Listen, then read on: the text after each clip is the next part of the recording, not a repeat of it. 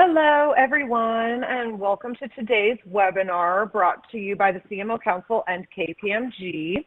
This is the second webinar in a series of 4 webinars that we're hosting over the month of May to help marketers maximize returns from marketing investments in areas like MarTech, content, agency partnerships, and campaigns.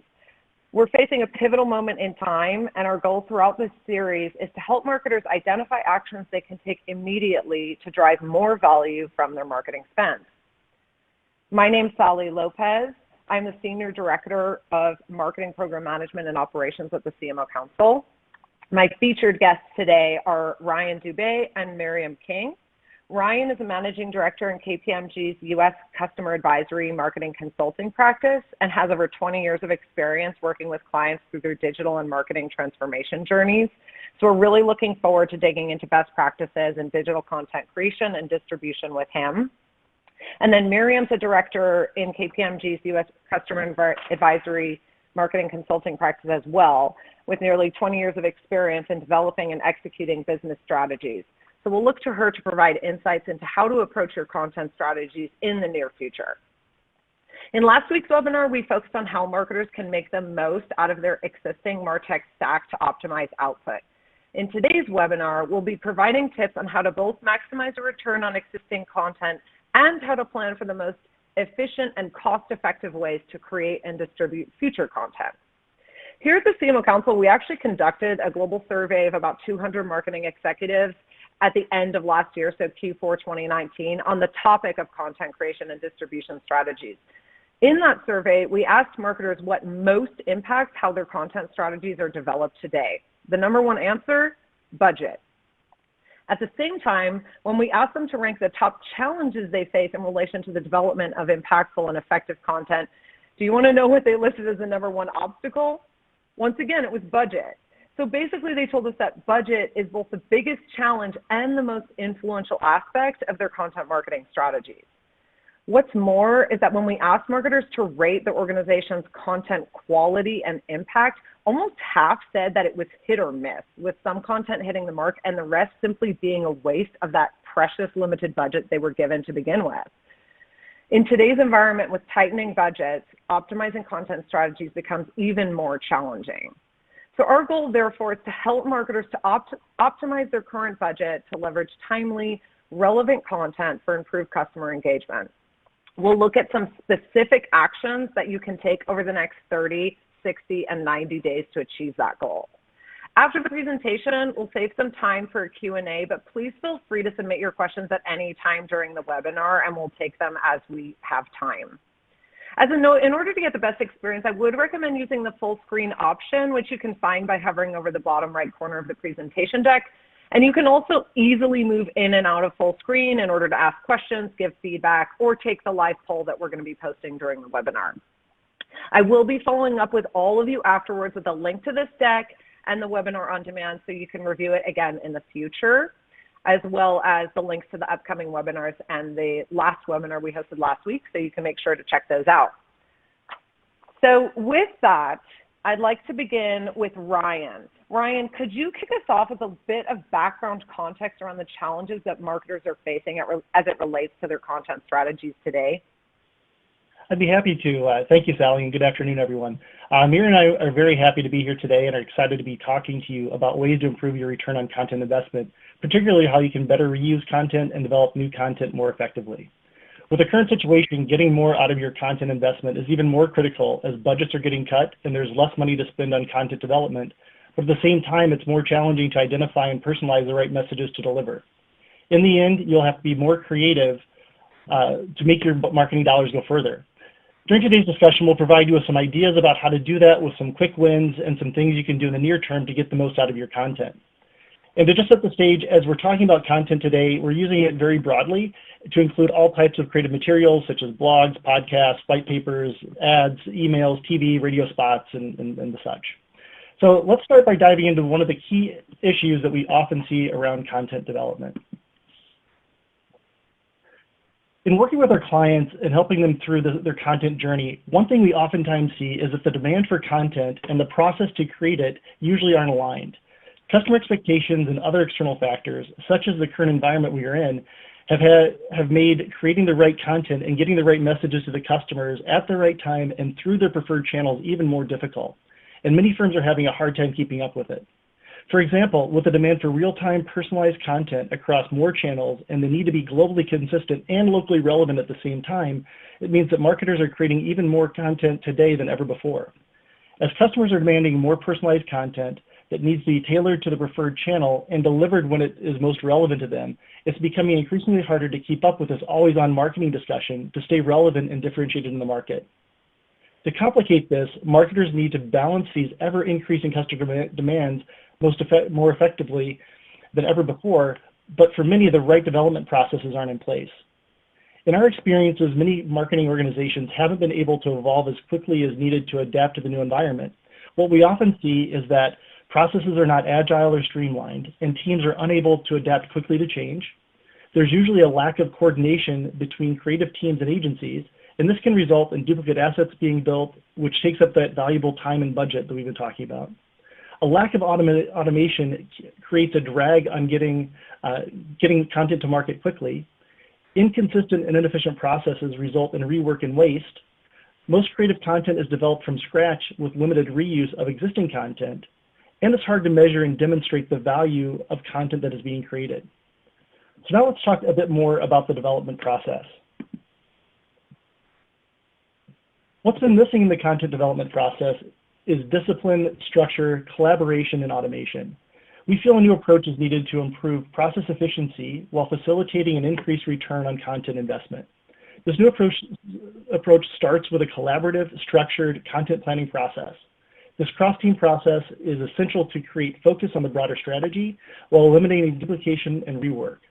By automating processes and workflows, you enable marketers to more efficiently collaborate with internal and agency partners through structured work plans that provide tools to facilitate and track reviews, edits, and annotations of the content. Automated tools also facilitate timely reviews and approvals and escalations when needed to help everyone meet timelines to get content to market faster. Integrated teams allow for a coordinated approach to development, improving alignment of resources and decision makers, and creating opportunities to be more collaborative. Partner alignment ensures internal and external resources are focused on the same strategic priorities throughout the process. And finally, it's critical to establish metrics on how to measure the process. This will provide important and continual feedback to improve the content creation process.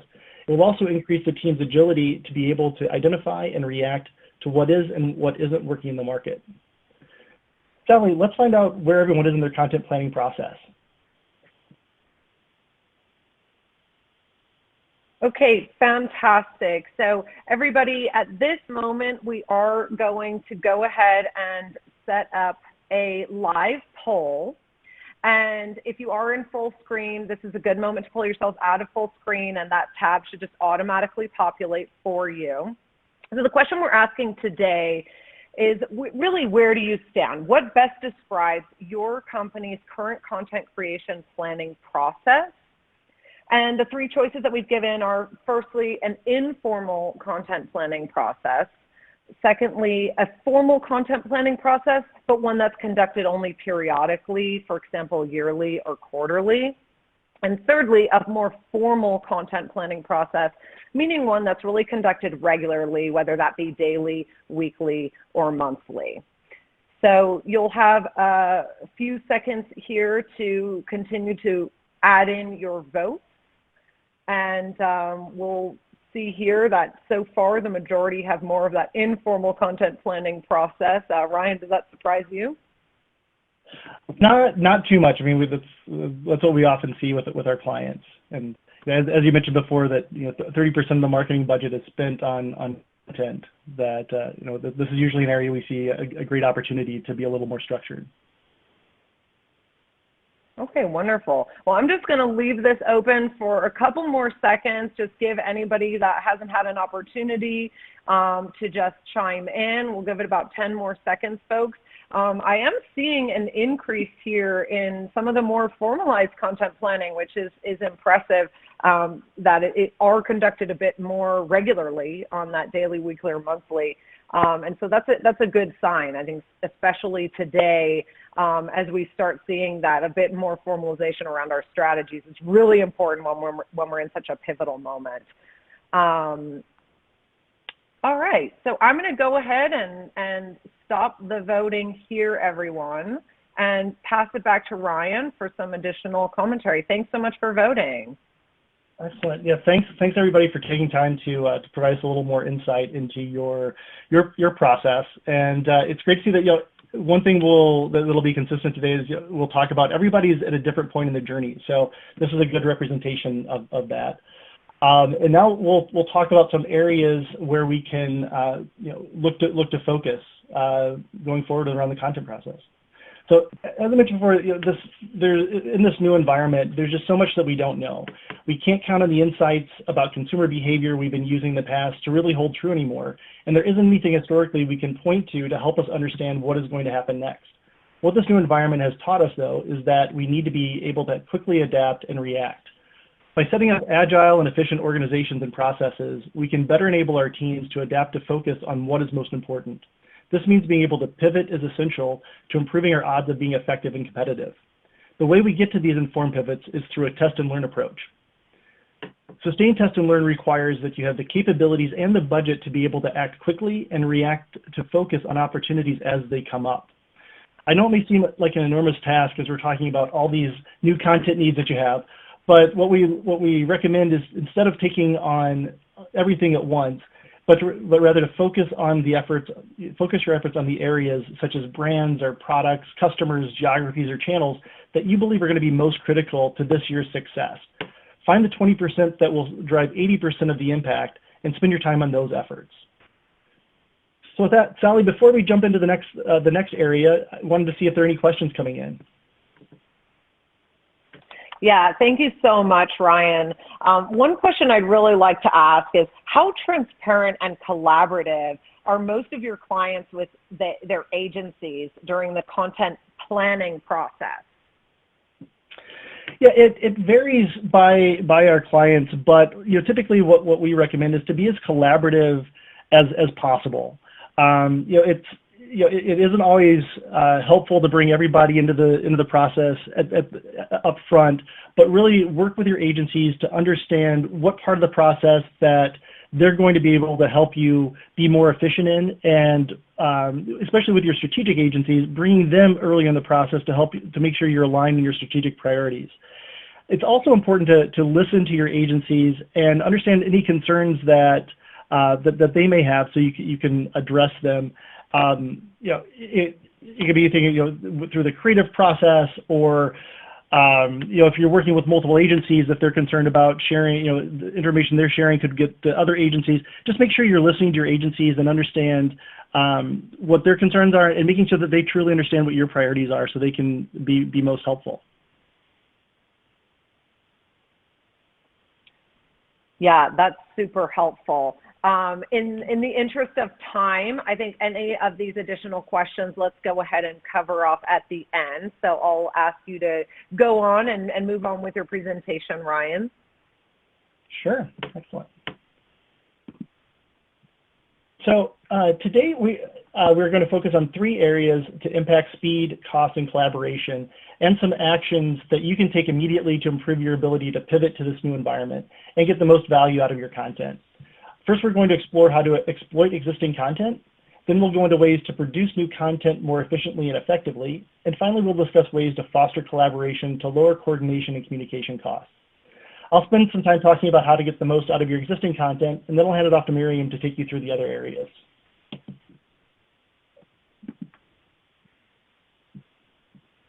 As I mentioned, the first topic I'd like to dive a bit deeper into is how to get the most out of your existing content to help you save time and money and ultimately get the most return on your content investment. There are many ways to leverage your existing content. For example, reusing it for a different channel, repurposing images and new marketing collateral, adding new animation, translating or updating voiceovers to deliver an updated message. This is even more relevant today with the current situation, not only given the budget constraints many marketers are dealing with, but also out of necessity, since it may not be possible to create new content, such as doing a photo shoot. Instead of creating new content, repurposing what you already have is an important part of a strategy to make sure investments and activities that will drive the most ROI are prioritized, especially as budgets and resources are getting even more constrained. So here's 3 things to think about that will hopefully encourage content reuse. One, that spend on new content will continue to increase if you don't use your existing content. Two, constant creation of new content overwhelms limited resources and delays go-to-market. And three, siloed teams who focus on new content creation often result in duplication of assets. Now let's look at some things that you can do to get started to get the most out of your content. We know that not everyone is starting from the same place. So for some of you, you may be in a position to further optimize, while others may need to do a little more foundational work to get going. It's important to remember that when looking at effectively repurposing content in the next 6 months, we need to focus our efforts around what is most important. So we've broken this up into some quick wins and some near-term opportunities. For the quick wins, some things to consider are to identify existing content. For this, in order to effectively approach content reuse, you first need to know what you have. Don't try to boil the ocean by identifying every type of content, but rather focus on what is most critical to you. To do this, you need to understand where your content is being stored and how it can be accessed. Some things to consider are, where is the content located and is it accessible? Does it sit with you or your agency's partners? If it does sit with your agency partners, is this really the right place for it to be today, especially given the challenging times we're in? Do you have the right access to those assets? What does their contract say about getting access to those assets? Also, is it on a centralized system such as a DAM, or is it on laptops and desktops or other random servers around the organization? You also need to understand who created and currently owns the existing content. This may be a good time to identify potential go-to agencies as well. After you know what content you have, you then need to evaluate the usability of that content. It's important to understand what state your content is in. For example, what format is it in? Can that format be edited? What changes can be made? Also, you need to know the legal rights on content usage. This is what are your rights for those assets, and what contracts are currently in place around existing content. You also need to understand the cost to reuse or refresh content and factor that in. Once you've identified what you have and how usable the content is, you can establish governance and structure around your content reuse approach by adapting content guidelines and training and making sure that these are communicated out to your teams. It's also important to align teams on how to reuse content, how to measure the cost savings of reuse, and how to use a test and learn approach to optimize the process over time. For example, what's the best way to refresh content for localization? As you look a little further out, there are some near-term solutions that can help you on your path to content reuse, such as leverage your partners to help plan and structure the process around reuse. Here you can work with vendors to identify and inventory existing content, share the vision for managing operating costs more effectively through content reuse, and work with them on where it'll have the most impact. Depending on how siloed your organization is, your partners may have a better view into what content has been requested or what has already been created. Also, make sure you're getting the right metadata and files from your partners to enable reuse. A common problem we see is that a lot of the descriptive data that helps with the reuse isn't part of the data files we're getting back from our partners. This might mean you have to look at modifying existing contracts to make sure that that data is included in the file feeds. In the near term, you can also work on creating an asset list. As existing content is identified and evaluated, document what exists by creating an asset catalog. Organize assets and share across teams to drive reuse and optimization. Ideally, this will become part of a formal repository, such as a digital asset management library, with a robust set of attributes, but at a minimum, start by listing out the assets you have available and capturing as much about those assets as you can. We often see marketers create net new content because it's easier than looking at what could be leveraged from the existing content library. We need to make sure that we have guidelines around reuse and that it's easy to search and find what already exists so we can drive the most value from the content and get our messages out to the market faster. But now, I think this is a good time to take a break and see if there are any content reuse questions coming in. Yeah, this is a really interesting one, Ryan. So this person's asking, our organization has a centralized digital asset management system. However, their level of reuse is relatively low. What recommendations do you have to improve reuse? So the first thing, it's great that they have a digital asset management repository. That's a great place to start. The first thing I would ask back to them is what metadata do they have around the assets, and how is the searchability of the assets? So what we oftentimes see is that there may be a great asset library, but there's just not the right descriptive data around those assets to be able to find and reuse them. Also, to put, as you expand your metadata around the content, to put some value metrics in the descriptions, so you can figure out what assets have been effective in the past and understand how they might be able to be re-leveraged. But what's really important is driving those some standards and guidelines on how to reuse. A lot of times the teams just aren't as educated about what's out there and the best way to get to those assets to reuse them, and what the how much they can reuse, and especially as it relates to digital rights. So yeah, hope that helps. Now, I interestingly have a question on the other side of the equation. So this person does not have their own content repository, but their agency does. Should they move all of their creative into the agency's digital asset management platform? My view is that you should make sure that you're able to control your own content and your own data. So it really depends on what the contract looks like with that agency. If you're using the agency, using that repository and buying access to the repository and really just using that repository as a service, you could potentially look down that path. But I would think in the long term, you'd want to make sure that you own full access to your assets and you have the ability to download those assets, share those assets with other agencies. And sometimes when it's on an agency's repository, it can be a little bit more restrictive. So if you are going to go down that path, just make sure that you have the right access to those assets that you're going to need to be able to reuse them effectively. Wonderful. And now I'm going to ask you one more question, Ryan, before you pass it along to Miriam, because I think this is really important, especially today. So this person's saying in a down economy, they're really looking to their agency partners to provide the content planning process designed for their team and their existing software. Is that something that you're seeing a lot today, and is it something people should be thinking about? So we do see a lot of times that the process is driven by the agencies. The agencies, this is what creating content is what they do for a living, and they typically have their own processes. Leveraging those processes isn't a bad thing, but what you need to make sure you're doing is that you're setting your strategic priorities, and that is driving your process, and that the agencies, the creation of the content that agency is responsible for, that can definitely live on the agency side. But you need to make sure that you have a process that is built around your strategic priorities, your internal approval processes, your reviews, so that you're not just relying on the agencies to manage that process for you. You need to take control of that process, but leveraging their process for the creation and the reviews on the agency side isn't necessarily a bad thing, as long as it's integrated into your processes. And ideally, ultimately, we'll talk about this a little later about automation and things, but ideally it'd be an automated process that the better track and help with the approvals and the process management. So, excellent. Well, thanks, Sally, for those questions. All great questions. Now I'll hand it over to Miriam to talk about producing new content more efficiently and effectively. So, Miriam, take it away. Great. Thank you so much, Ryan.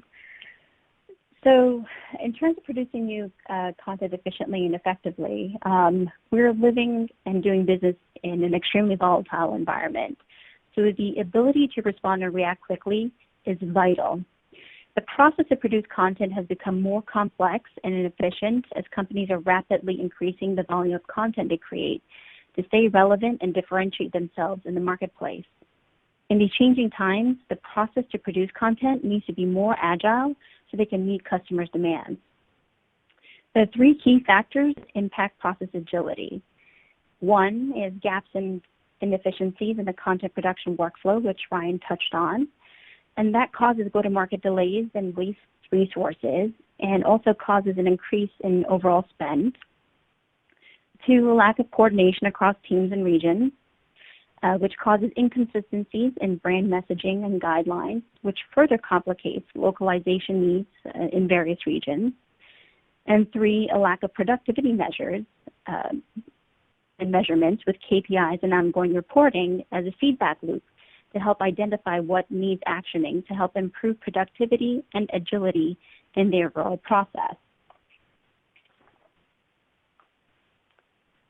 So as we look for ways to help improve producing new content efficiently and effectively, so you can be agile and streamline and standardize and automate processes to close gaps, there's some tactical things that and actions you can take to help gain value quickly based on where you are today in your content production maturity. You can look to standardize and streamline your workflow, which Ryan was talking about. You can do this by establishing governance and documenting your end-to-end content development process. And by establishing governance up front, this will help prevent overall waste in the process. Then you'll want to determine your strategic versus non-strategic content by identifying what is most valued to your customers and what is most valued internally. Using the right framework for your business, you'll be able to identify which content generates the best ROI and which you should retire. Once you have a framework for what content you want to keep versus what content you want to retire, you can then look at your overall workflow. One way to do this is by documenting your current workflow, followed by defining the governance of the process, identifying who will own the process, what part of the process they'll own, and how the process will be run. A few steps that include doing this are outlining the process steps, the timelines, key milestones. You can track what's working, what's not working. For example, if there are any gaps, silos, or delays in the process. You can look to develop a mechanism to track the number of agency touch points and review cycles. You can structure management around the content owners. You can track how you're paying for the process. Then you'll want to develop and document a streamlined, consistent review and approval process that engages stakeholders and flattens the approval flow. A lot of times what you'll actually find is that there are designated approvers who may only want or need to be informed. By removing them as an approver, you will remove some of the bottlenecks in the process. Once you've finalized your new process, you'll then set the process that will be used and the expectations to standardize and streamline them, with every person and every team will be impacted by the change. As you go through the new process, you might find even additional ways to improve it, and you'll want to incorporate those new findings through the governance mechanism. It'll be very important to share the key learnings from changes you've made and implemented and the efficiencies you've gained internally with cross-functional partners and externally with agency partners, which we'll talk a little bit more about, to gain alignment and help support adoption. Next, you'll also want to identify and measure productivity KPIs. It's important to identify the right productivity KPIs to measure the efficiency of your organization's content development process and also ensure those KPIs are reflected in the appropriate team goals.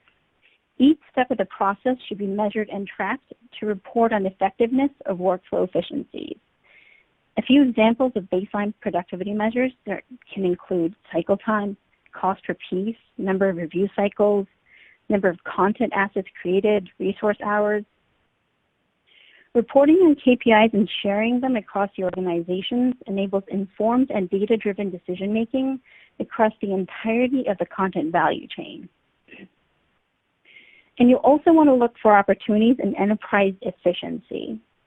Coordinating teams and content plans around a streamlined content development process creates opportunities to maximize value discounts with agency partners across the enterprise. Additionally, you can coordinate and align planning needs to be holistic and get an approach that will create the most value for your organization. Integrated teams are more effective in goals and expectations when benchmarks are aligned and roles and responsibilities are clear. Sharing success and lessons learned across your organization encourages learning and adoption across the team. And you can also develop a workflow tool. Improving the utilization of technology can create opportunities for workflow automation. It is absolutely possible that within 60 to 90 days, you can develop a workflow tool to automate steps in your content development process. You can templatize and integrate content and brand standards, create trackable, user-friendly review and approval workflows, or even develop a central repository for partners to access creative assets and guidelines. If you don't currently have an existing workflow tool, as an option, you can consider what workflow tools your agency partners may have for you to leverage as a way to automate your content development process and drive efficient content reuse. As Ryan mentioned, as best practice, you want to make sure that you're able to own those assets and be able to have access to them. Sally, have we received any questions on developing new content? Yeah, Miriam, as we're talking about, effectiveness and efficiency, what productivity KPIs would you recommend folks use?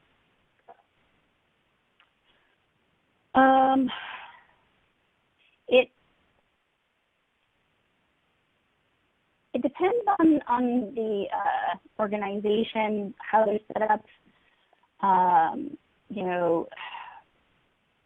what's valuable to them.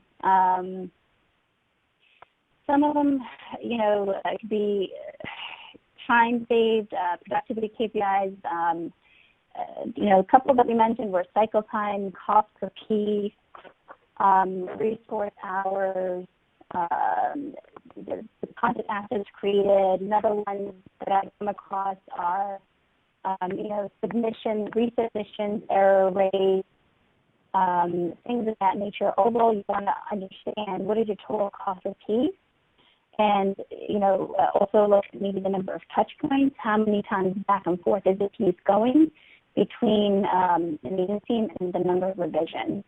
So it really depends, what is valuable for your organization. You may not necessarily need every single KPI that's out there. Great. And then just one more question, which is, in your experience, what aspects of the content development process create the most waste and delays in time to market? What I've seen really delay time to market is the need for a revision, going back and forth to revise content and having to resubmit a piece of creative or a piece of content, have it be rejected and having to constantly resubmit it. And sometimes it depends on whether it's internally or whether it's and the revisions happen between an organization and an external partner. And if you don't have the right cadence or process, or if that touch point isn't streamlined, that can significantly increase the timeline that it takes to finalize that particular piece of content. Makes sense.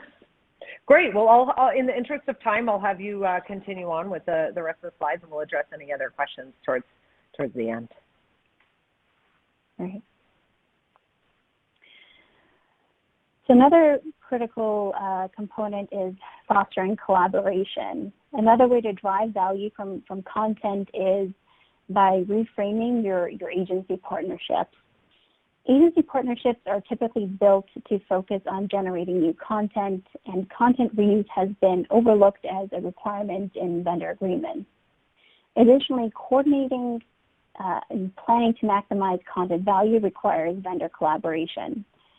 Sharing your vision with your agencies and vendors and working with them to prioritize what is effective and working well, and trying to pivot away from what is not working well will help drive more efficiency.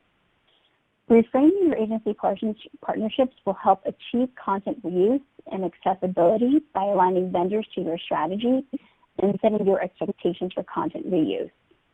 And to optimize services and spend and get the most value from agency negotiations, you should look to coordinate services across teams and regions, as well as reduce duplicative efforts by clarifying services to limit duplication of work with other vendor agreements.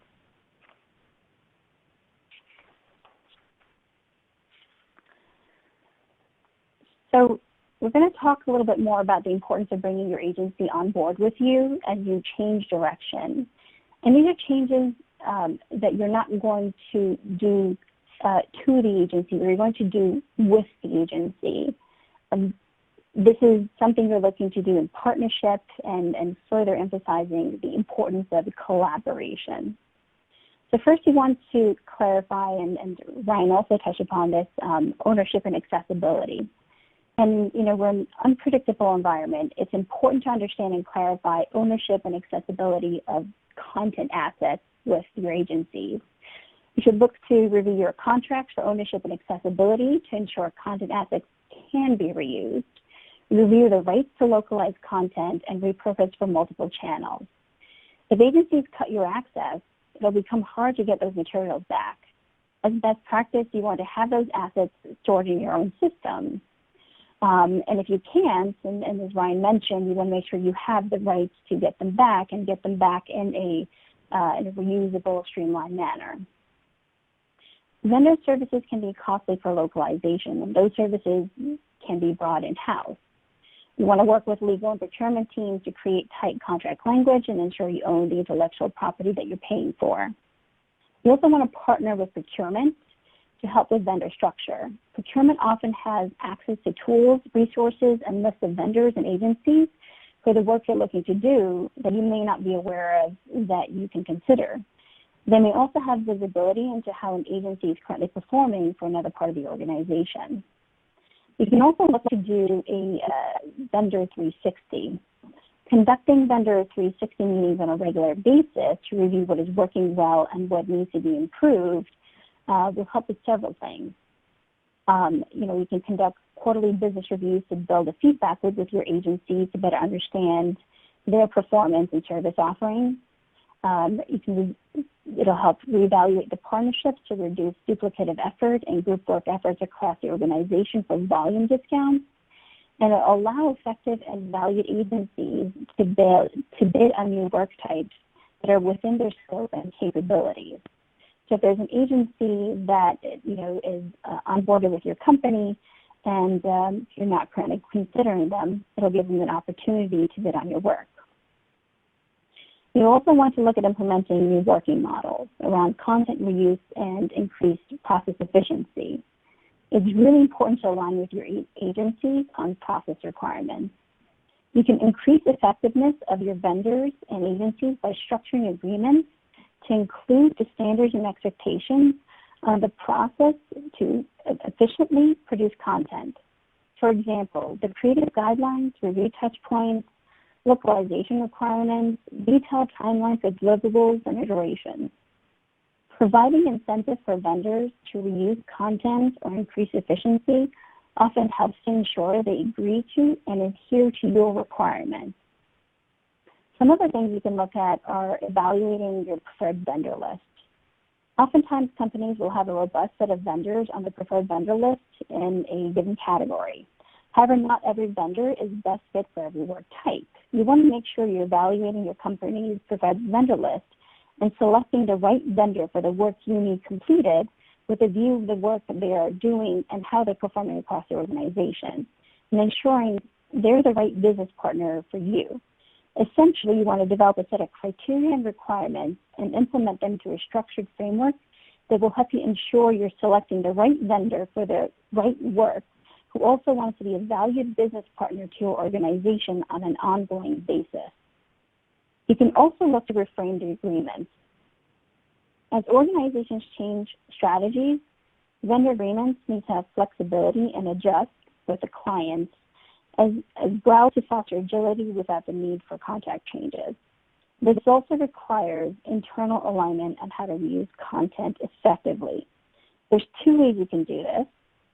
You can negotiate volume discounts to reduce costs, and you can create vendor contract overviews to share across teams that give guidelines and best practices for contract requirements such as contract duration, key stakeholders, intellectual property agreements, and other guiding principles that you found to be helpful.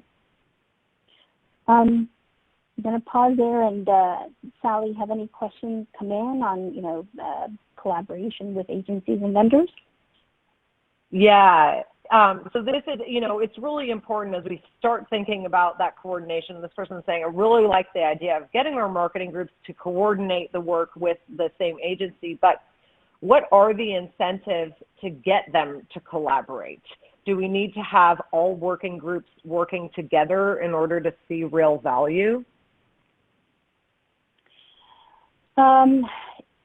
You need to have the right groups working together to begin with. Not all marketing entities have to work together because they don't all have the same budgets, not the same emphasis on content creation, not the same timelines or needs or stakeholders. So it's about getting the right group of people internally who do have the same or similar needs to come together. From an agency standpoint, the incentives are, for them to partner with you, and they want, what they really want is to be partners. They want to maintain a long-term relationship with you, and they're also concerned about maintaining, their brand integrity and putting good work product out there. So it is, as long as you have a mutually beneficial relationship, and you as a brand, you want to make sure that your marketing budget goes further, right? So if you can identify internal partners who are looking to align with you and there's opportunity for you to save money and get your marketing budget to go further, and you have an agency partner that is aligned with your strategy and work with you, a strategic business partner, then that's where the incentives are aligned. Yeah. And one more question for you, because I'm getting kind of different iterations of a similar question, which is, would you suggest all these same ideas to a marketing operations team no matter what the economy is doing, right? Because obviously we all know we're facing special circumstances now, but do these same recommendations apply across the board? Generally, yes. Best practices are best practices. It also depends on where you are in terms of your capabilities, what your resources are, where you are in the maturity model, what you can and can't do. Some organizations are, so big you can't necessarily get, different stakeholders to come to the table, and some you can. So these are general recommendations on best practices that you want marketing operations organizations to implement. It's a matter of what is, feasible for you.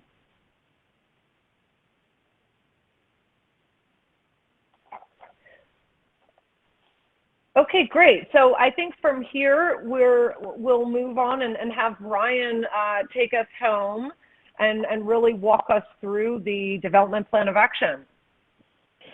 Excellent. Thanks, Sally, and thanks, Miriam, for going through those areas. And as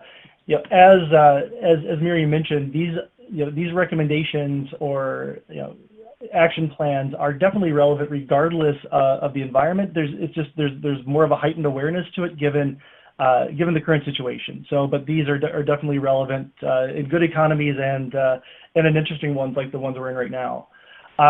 And before we jump into the broader Q&A, I did just want to wrap it up and share some illustrative 30, 60, 90-day action plans that will hopefully help you think about what you can do next in your content journey. And as I mentioned before, we know everyone isn't starting at the same spot. So we have 3 different opportunities here. So the 3 different swim lanes you see kind of represent where you are in your content journey, with the top line being for those that don't have a robust digital asset management capability in-house yet, in the bottom swim lane being for those that do have a robust digital asset management capability, and the one in the middle for those who fall in between. But what's important for those, especially for those that are starting at the beginning of the journey, just to reiterate, is it's really important to understand what content you have in-house. Identifying the critical content, documenting it, getting as much information around it, really understanding what access rights you have for that content, and then if you have a repository in place, do a health check on that.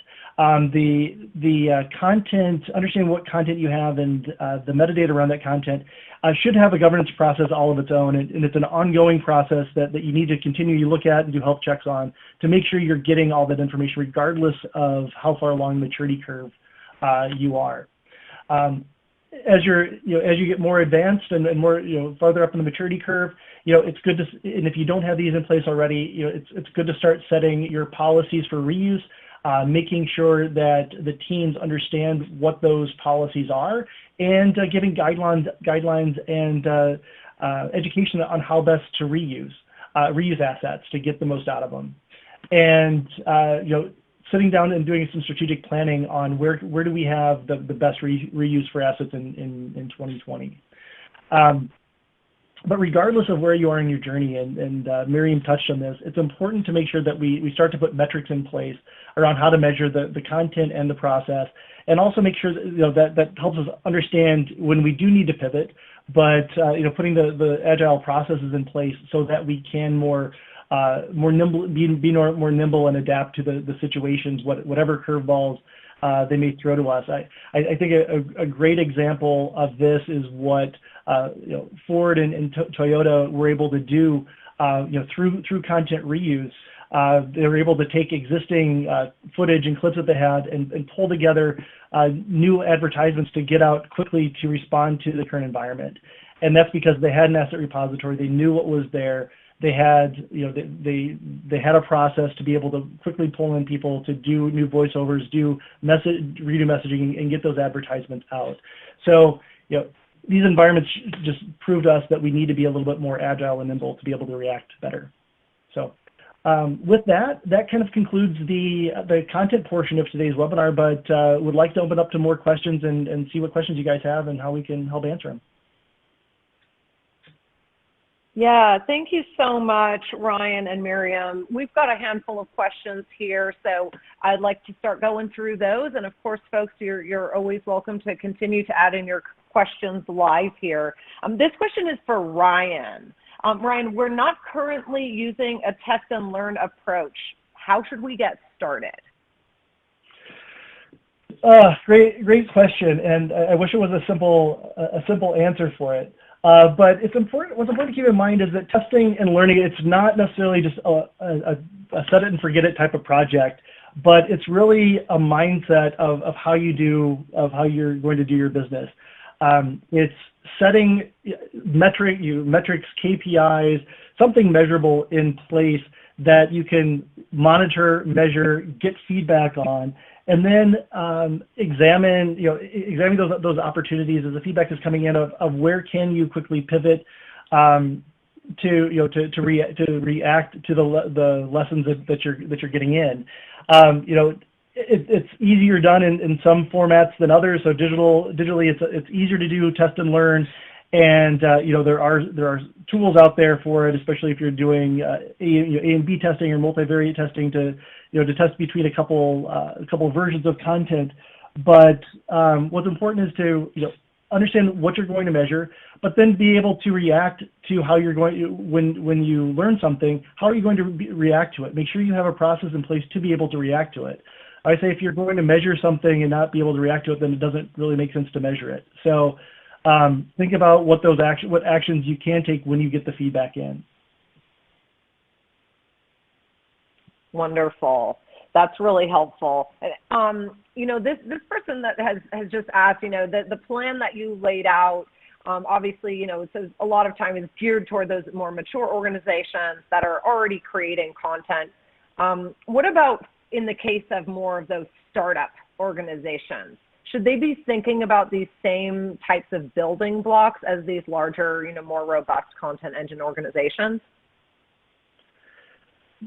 Yeah, so I'll take that one, and Miriam, please add on to it. Definitely, it's important to especially just starting off to build the right foundational elements. What I've seen working with some of my clients is, they've grown so big, and they have especially with content is all over the place, and everything from the way that they create content isn't structured to the way that they store content. So one client I worked on, large pharmaceutical company, they had a lot of content, they had processes in place with their agencies, but they kind of set it and forgot about it. And what we were able to do on the content creation side was have them work with their agencies and bring in other agencies to drive down the cost of development, understanding what really was strategic work that had to be done versus what was just production type work. And so by doing that, we were able to reduce the cost of production. I can't remember the numbers, but I think it was 80–85%, because they started to use lower cost offshore agencies instead of sending everything to New York to be created. But also at the same client, they had the content all over the place, and so we had to pull it all together, in a repository. And it's a lot harder when you have all that data that you then have to pull into. You have to migrate into one system. You have to figure out all the metadata. You're going back to the agencies to try to get metadata around the content and understand the digital rights. Whereas if you're starting off, set those things in place, and it doesn't have to be a big, robust digital asset management tool, which you may have to grow into. But even having that asset catalog of here's the assets that I have. Here's when it was created, here's the metadata around it as far as the access rights I have, here's descriptive information about it. So if I need to go, if I have a photo shoot of a girl on a swing in a field, and I can put the right metadata around that. If I want to do another ad that has similar messaging, I can go look for a girl on a swing in a field and pull that content back. So getting those foundational elements in place up front is really important. So definitely, I think these actions are as critical for a small startup as they are for an organization that's been doing this for a long time. Wonderful. Thank you, Ryan. Add on. Yeah, go ahead, Marian. Can add on to that a little bit. So completely agree with Ryan that it's really important to have that in mind.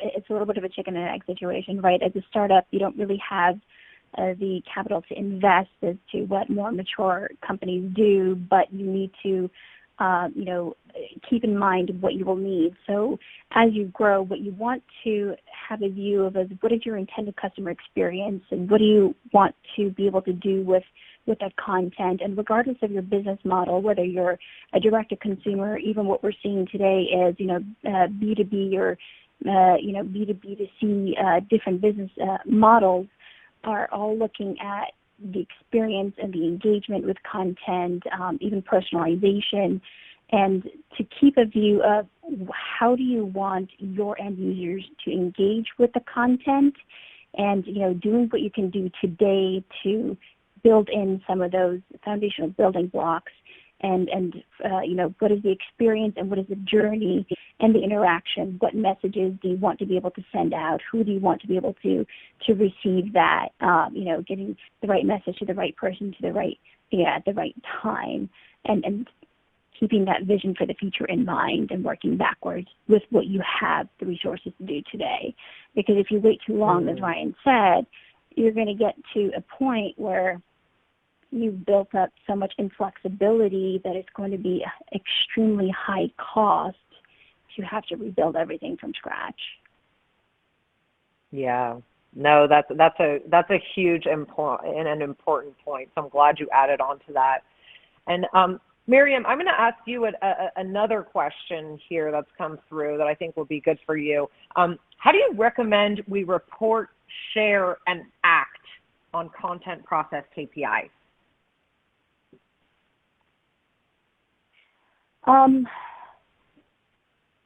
So you need to demonstrate that you can take efficiency of KPIs and tie them back to value.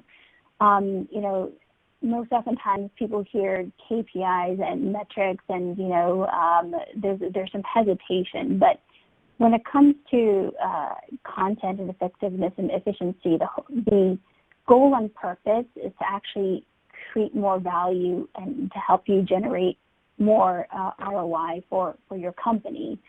One of the things we talked about was identifying what is, the right content to keep, so you can identify what you want to invest in, what you want to, especially content can be a piece of thought leadership, something engaging, what you want to retire. You don't want to continue to put more money into a piece of content that is, is not engaged. There's no touch points with the consumer, and there's no interest in.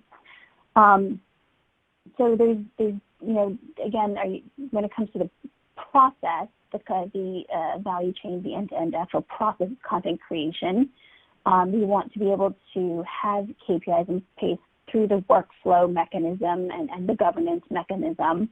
The tools will be able to, capture that. There's mechanisms built into automation workflow tools. And then when it comes to reporting of the actual engagement with the content, there's different processes you put in place, reporting a metric, whether you're internally able to capture that, or if you're using a vendor or agency, they're able to capture and report that back to you. So it depends on what aspect of the process, but you should be able to, either through automation or through some sort of mechanism of governance, be able to define them. But it's understanding what the definitions of KPIs and metrics are, and to have the right data to be able to calculate them. Perfect. Now, I think we have time for one more question, so I'm going to choose one to ask to Ryan here to close us out. So, Ryan, do you recommend performing regular content audits? And how should that audit actually be conducted? What elements need to be considered?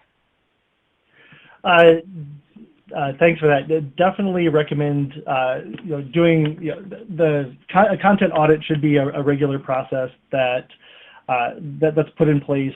The things that you really want to look at the content, and Miriam just touched on some of them, is you want to understand. First of all, what content you have. So at some point you're going to need to put in an archiving strategy to archive off the content, because you don't want to continue to pay for storage for stuff that you may not need anymore. But making sure that you're getting the right metadata fields populated. So that's when an audit check you want to put in with your agencies, is making sure that as they're handing the content over to you, are they completing all the metadata fields appropriately, which is going to enable your ability to search and reuse for it.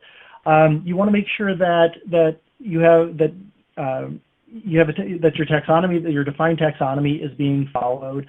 And there are ways that you can put things in place while you're creating content and uploading content. You can through required fields and everything like that in your workflow tools or in your digital asset management repositories, to make sure those things are completed, so that there's your audits become a bit easier. But you really want to make sure that your content is staying clean and relevant, and also making sure that you fully understand your rights that you have for the content, and that if rights are expiring, or if either your usage rights on that content is expiring, or in regulated fields, if the approval period is expiring, that you have a mechanism, either automated or manual through an audit process, to make sure that you're taking that content offline, so it can't be used inappropriately. So those are some things that that you'd want to look at. Thank you, Ryan. That's great. Folks, I think that's all the time we have for today. I really appreciate you joining us. I hope you were able to gain some helpful takeaways from our two subject matter experts, Ryan Dubé and Miriam King with KPMG.